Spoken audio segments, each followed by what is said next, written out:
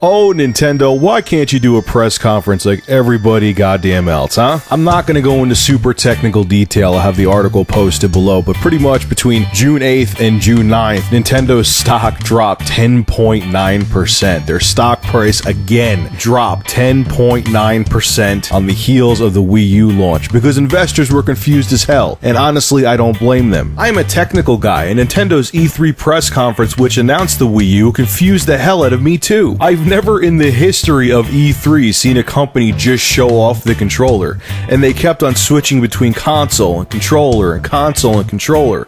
And yes, they showed the system in the background when they had that video playing on the screen, but honestly, if you really didn't pay attention, it looked just like a Wii. So I think investors, when they watched the E3 press conference, thought it was just a Wii with a new controller, and a lot of people got nervous and bailed and didn't want to invest in Nintendo anymore. Now, obviously, we know there's a system, we know there's a new console. Nintendo came out and showed pictures of a new console, but I thought it was just a terrible way to announce your next generation hardware the way Nintendo did at E3. It just didn't make any sense at all. Then Nintendo came out and said, oh, we're not all about technical specs. We don't want to be just about technical specs. Consumers and investors want to see how big of a leap your next generation hardware is from the current generation. Once again, consumers and investors know that if their system doesn't have the hardware, they're not going to get the hardcore gaming market, which Nintendo needs, over to the Wii U. So people were very interested to see what kind of CPU it had, what kind of GPU it had,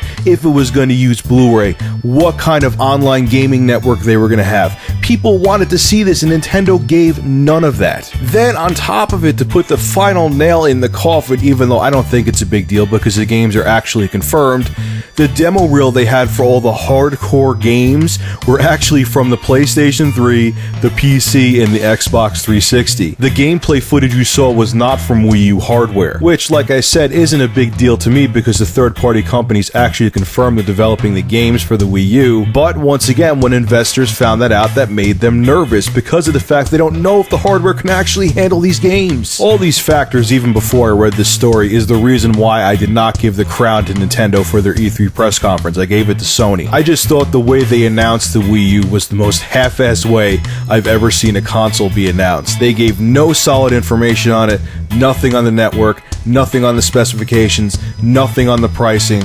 All we saw was a gamepad and one picture after the conference of the console itself. So what do you think? Do you think the Wii U announcement was disastrous? I personally do. You may disagree with me. Leave your thoughts and comments below, and as always, thank you for supporting Review Tech USA. I'll have a new video up tomorrow.